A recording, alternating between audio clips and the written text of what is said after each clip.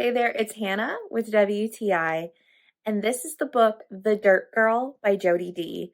I was immediately drawn to this book because I really saw myself in this first illustration here. When I was little, I was known as the Dirt Girl. I was always playing in the mud and the dirt, and I just really love this beautiful illustration right on the front of the cover. But this is such a beautiful little story. It follows a young girl named Zafira, and she is just a normal, beautiful little girl, but often she's got dirt in her hands and twigs in her hair. And when she goes to school for the first time, it's a very interesting experience for her.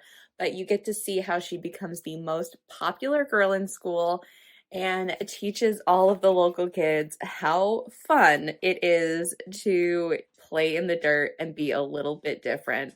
It has the most beautiful illustrations throughout it, and I think it is an absolutely beautiful story, and I think you and your kiddos are going to love it. So grab The Dirt Girl by Jody D. I highly recommend it. That's my point of view.